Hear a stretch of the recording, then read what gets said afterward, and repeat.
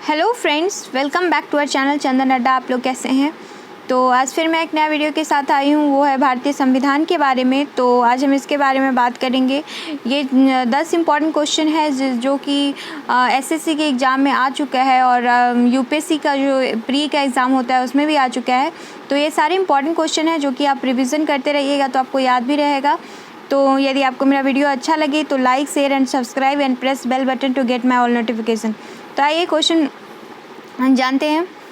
Regulating act पारित किया गया था। रेगुलेटिंग एक्ट जो है वो पारित किया गया था। रेगुलेटिंग एक्ट कब पारित किया गया था आप लोग को पता है? तो यहाँ पे देख सकते हैं कि ऑप्शन है 1773 ईस्वी, 1771 ईस्वी, 1785 ईस्वी और 1793 ईस्वी। अब आप लोग को पता है कि रेगुलेटिंग एक्ट कब पारित किया गया था? तो रेगुलेटिंग एक्ट जो पारित किया गया था वो था 1773 ईस्वी में। कब था? 1773 ईस्वी में। तो ऑप्शन नंबर ए जो है मतलब क जो है राइट आंसर है। ठीक है, तो अब हम अगले क्वेश्चन की तरफ बढ़ते हैं। वो है मार्ले मिंटो सुधार का उद्देश्य क्या था? मार्ले मिंटो सुधार का उद्देश्य क्या था? ऑप्शन नंबर ए है पृथक निर्वाचन प्रणाली। ऑप्शन नंबर बी है भारतीयों की भागीदारी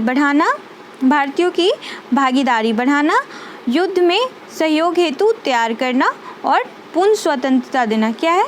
पूर्ण स्वतंत्रता देना। तो इसका आंसर क्या होगा? इसका आंसर होगा पृथक निर्वाचन प्रणाली। क्या होगा? पृथक निर्वाचन प्रणाली। ऑप्शन नंबर ए जो है इसका राइट आंसर है। ठीक है, तो अब हम अगले क्वेश्चन की तरफ बढ़ते हैं।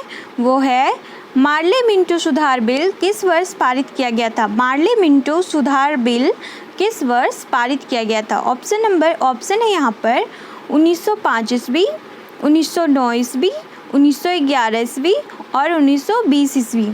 तो मार्ले मिंटो सुधार कब पारित किया गया था बिल? तो ये पारित किया गया था 1909 ईस्वी में। कब पारित किया गया था? 1909 ईस्वी में। तो ये जो है ऑप्शन नंबर ख ये राइट आंसर है। आइए हम अगले क्वेश्चन की तरफ बढ़ते हैं। तो अगला क्वेश्चन है भारत की आज़ादी के समय इंग्लैंड में किस पार्टी की सरकार थी? मतलब कि भारत की आज़ादी कब हुई थी? 1947 ईस्वी में। और तो उस समय में इंग्लैंड में किस पार्टी की सरकार थी? लेबर पार्टी की या कंजर्वेटिव पार्टी की, कांग्रेस की या लिबरल पार्टी की? तो यहाँ पे ऑप्शन है, ऑप्शन नंबर क है लेबर पार्टी, ख कंजर्वेटिव पार्टी, ग कांग्रेस पार्टी और ऑप्शन नंबर घ लिबरल पार्टी। तो आंसर होगा इसका ऑप्शन नंबर क। ऑप्शन नंबर क जो है लेबर पार्टी जो है इसका राइट आंसर है कि इंग्लैंड में आज़ादी के समय इंग्लैंड में लेबर पार्टी की सरकार थी। किसकी थी? लेबर पार्टी की। आइए हम अगले क्वेश्चन की तरफ बढ़ते हैं। तो अगला क्वेश्चन है भारत में सचिव का पद किसके द्वारा निर्मित किया गया था? भारत में किसका पद? सचिव का पद किसके द्वारा निर्मित किया गया था? ऑप्शन नंबर क है मार्ले मिंटो सुधार जो 1909, भारत सरकार अधिनियम 1858, भारतीय परिषद अधिनियम 1861 और मॉन्टेग्यू चेम्सफोर्ड सुधार। तो कब जो है भारत का सचिव पद किसके द्वारा निर्मित हुआ था? मतलब कौन से अधिनियम के द्वारा निर्मित किया गया था? तो ऑप्शन आंसर होगा इसका ऑप्शन नंबर ख। ऑप्शन नंबर ख जो है इसका राइट आंसर है भारत सरकार अधिनियम 1858 के द्वारा। भारत सरकार अधिनियम 1858 इसलिए लिखा गया है क्योंकि भारत सरकार अधिनियम जो है समय समय पर बहुत सारे लागू हुआ है, इसलिए 1858 वाला जो भारत सरकार अधिनियम है उस टाइम में भारत में सचिव का पद जो है, भारत का सचिव का पद जो हुआ इसके द्वारा ही निर्मित किया गया है। ठीक है, उसके बाद हम अगले क्वेश्चन की तरफ बढ़ते हैं। वो है भारतीय संविधान सभा के विचार का औपचारिक रूप से प्रतिपादन किसके द्वारा किया गया?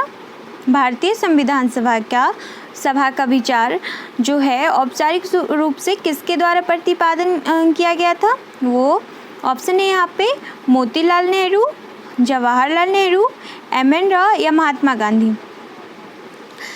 मोतीलाल नेहरू, जवाहरलाल नेहरू, एम.एन. राव या महात्मा गांधी।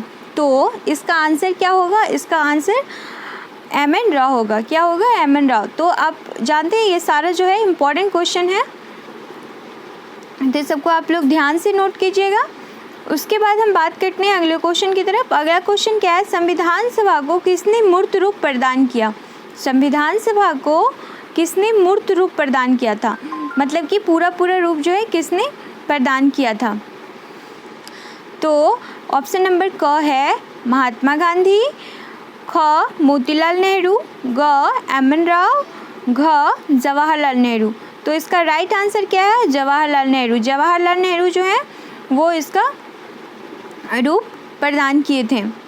ठीक है, उसके बाद हम बात करते हैं क्वेश्चन नंबर 8 का। क्वेश्चन नंबर 8 क्या है? संविधान सभा के गठन की मांग सर्वप्रथम 1895 में किसके द्वारा प्रस्तुत की गई थी? संविधान सभा के गठन की मांग सर्वप्रथम किसके द्वारा प्रस्तुत की गई थी?